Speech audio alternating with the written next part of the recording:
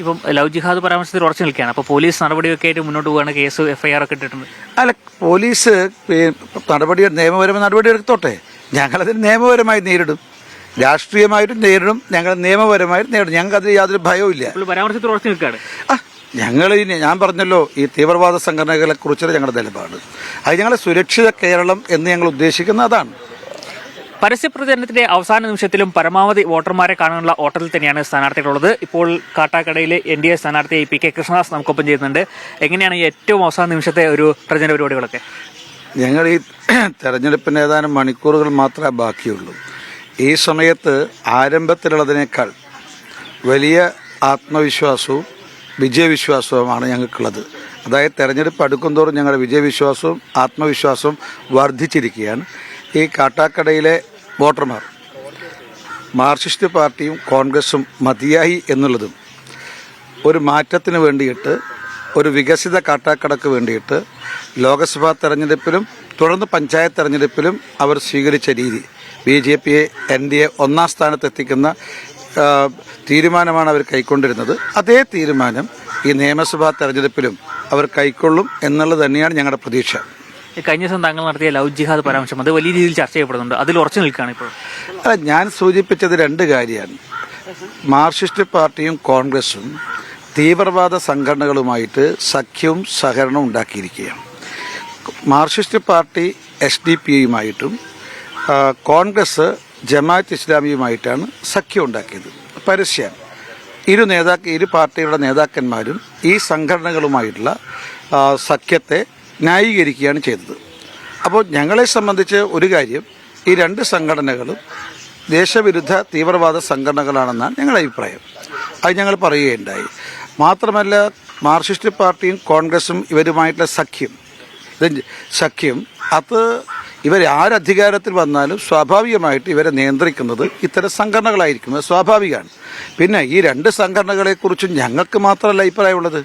ജമാഅത്ത് ഇസ്ലാമിയെക്കുറിച്ച് ഉമ്മൻചാണ്ടി സർക്കാർ ഹൈക്കോടതിയിൽ കൊടുത്ത അഫിഡവിറ്റിൽ ഞങ്ങളീ പറയുന്ന ആശങ്കയും ഞങ്ങൾ പറയുന്ന ആരോപണവും അദ്ദേഹം ഉന്നയിച്ചിട്ടുണ്ട്.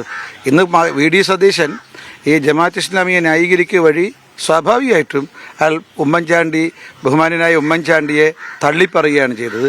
SDP-യെ സംബന്ധിച്ച്, അതിൻ്റെ ആദ്യ രൂപമായിട്ടുള്ള NDF-നെ സംബന്ധിച്ച് മുൻ മുഖ്യമന്ത്രി VS അച്യുതാനന്ദൻ പരസ്യമായി പ്രഖ്യാപിച്ചിട്ടുണ്ട്. എല്ലാവരുടെ കയ്യിലും അതിൻ്റെ വീഡിയോ ഉണ്ട്. പക്ഷേ മാർക്സിസ്റ്റ് പാർട്ടി അച്യുതാനന്ദനെ തള്ളിപ്പറയുകയാണ് ചെയ്തത്. ഞങ്ങൾ പ്രകടിപ്പിച്ച ആശങ്ക അടിസ്ഥാനപരമാണ്. മറ്റൊന്ന്, ലവ് ജിഹാദിനെ സംബന്ധിച്ച് അങ്ങനെ അതിവിടെ ഉണ്ടെന്നുള്ളത് യാഥാർത്ഥ്യമാണ്. ഇതുപോലെ തീവ്രവാദ സംഘടനകൾ സ്വാഭാവികമായിട്ടും സാമുദായിക മൈത്രി, മതനിരപേക്ഷത ഇതൊക്കെ തകർക്കാൻ വേണ്ടി ശ്രമിക്കും എന്നുള്ളത് സ്വാഭാവികമാണ്. അവരുടെ ലോകത്ത് ആഗോളതലത്തിൽ പ്രവർത്തിക്കുന്ന തീവ്രവാദ സംഘടന അവരുടെ പ്രവർത്തന ശൈലി അതാണ്. അപ്പം ഞങ്ങൾ ഒരു കാര്യം ഞങ്ങൾ പറയുന്നു, ഈ മത തീവ്രവാദ സംഘടനകൾക്ക് മതവുമില്ല, മനുഷ്യത്വമില്ല. അതുകൊണ്ട് മതവുമായിട്ട് ഇതിനെ നമ്മൾ ബന്ധപ്പെടുത്തേണ്ട ആവശ്യമില്ല. ഇതേതെങ്കിലും മതങ്ങൾ തമ്മിലുള്ള വിഷയമല്ല. തീവ്രവാദ പ്രവർത്തനം എല്ലാ മതങ്ങളും എതിർക്കപ്പെടേണ്ടതാണ്. പക്ഷേ കേരളത്തിൽ ഇത്തരം സംഘടനകളുമായിട്ട് മാർക്സിസ്റ്റ് പാർട്ടിയും കോൺഗ്രസും ഉണ്ടാക്കിയിട്ടുള്ള രാഷ്ട്രീയ സഖ്യവും സഹകരണം വലിയ അപകടം ചെയ്യും. പക്ഷേ ഞങ്ങൾ പറയുന്ന എല്ലാ കാര്യങ്ങളും, പ്രധാനപ്പെട്ട വിഷയങ്ങൾ മലയാളികൾ ഇപ്പം അംഗീകരിച്ചിരിക്കും. ഞങ്ങൾ പ്രധാനമായിട്ട് വിഷയം എന്താ? വികസന പ്രശ്നമാണ്. ഞങ്ങൾ വികസിത കേരളമാണ് ഞങ്ങളുടെ പ്രധാനപ്പെട്ട വിഷയം. ആ വികസിത കേരളത്തെക്കുറിച്ച് മാർക്സിസ്റ്റ് പാർട്ടിയും കോൺഗ്രസിനും യാതൊന്നും മറുപടി പറയാനില്ല. കാരണം ഇത്രമാത്രം വികസന രംഗത്ത് തകർന്നു പോയിട്ടുള്ള ഒരു സംസ്ഥാനം വേറെയില്ല. ഇത് മാർക്സിസ്റ്റ് പാർട്ടിയുടെയും കോൺഗ്രസിൻ്റെയും ദുർഭരണമാണ് എല്ലാ രംഗത്തും വികസന രംഗത്ത് കേരളം പിന്തള്ളപ്പെട്ടത്. രണ്ടാണ് ഞങ്ങളുടെ സുരക്ഷിത കേരളം എന്നുള്ളത്. വിശ്വാസ സംരക്ഷണം എന്നുള്ളതും ഞങ്ങളുടെ മറ്റൊരു മുദ്രാവാക്യമാണ്. വോട്ടർമാരുടെ മുന്നിൽ അവതരിപ്പിക്കുന്ന പ്രധാനപ്പെട്ട അജണ്ടയാണ്. ഈ 3 അജണ്ടകളും മലയാളികൾ നെഞ്ചേറ്റുന്നു എന്നുള്ളതാണ് മാർക്സിസ്റ്റ് പാർട്ടിയും കോൺഗ്രസിനെയും ഭയപ്പെടുത്തുന്നത്. ഇപ്പോൾ താങ്കളുടെ ഇടതുമുന്നണി സ്ഥാനാർത്ഥി പറഞ്ഞിരിക്കുന്നത് മതധ്രുവീകരണം മണ്ഡലത്തിൽ ഉണ്ടാക്കാനാണ് താങ്കൾ അത്തരം ഒരു പരാമർശം നടത്തിയത്. ഇത് BJPക്ക് വലിയ രീതിയിൽ ദോഷകരമായ തെരഞ്ഞെടുപ്പിൽ ബാധിക്കണമെന്നാണ് IB സതീഷ് ഇതുമായി ബന്ധപ്പെട്ട് പറഞ്ഞിരിക്കുന്നത്. അല്ല, മാർക്സിസ്റ്റ് പാർട്ടിയാണ് തീവ്രവാദ സംഘടനകളുമായി സഖ്യവും സഹകരണം ഉണ്ടാക്കിയത്. അവരാണ് പറയേണ്ടത്. ഈ തീവ്രവാദി സംഘടനകളുമായിട്ടുണ്ടാക്കിയ സഹകരണം കേരളത്തിന് മതേതരത്വത്തിന് ഗുണം ചെയ്യുമോ അല്ലെങ്കിൽ മതേതരത്തെ തകർക്കുമോ? സത്യത്തിൽ ഞങ്ങൾ പറയുന്നത് ഈ ആഗോളതലത്തിൽ പ്രവർത്തിക്കുന്ന മത തീവ്രവാദ സംഘടനകളുമായിട്ട് രാഷ്ട്രീയ സഖ്യമുണ്ടാക്കിയ മാർക്സിസ്റ്റ് പാർട്ടിയുടെ നിലപാടാണ് മതേതരത്വത്തെ തകർക്കുക എന്ന കാര്യത്തിൽ ഒരു സംശയമില്ല. ഏതാനും ഒരു MLA പദം കിട്ടാൻ വേണ്ടി കേരളത്തിൽ അധികാരത്തിലെത്താൻ വേണ്ടിയിട്ട് ഇത്തരം ശക്തികളെ അവരുമായി സഖ്യം ഉണ്ടാക്കുക, സഹകരണം ഉണ്ടാക്കുക എന്നുള്ളത് എത്രമാത്രം അപകടകരമാണ്. അത് പൊതുസമൂഹത്തോട് തുറന്നു പറയാൻ അവർ തയ്യാറാകണം.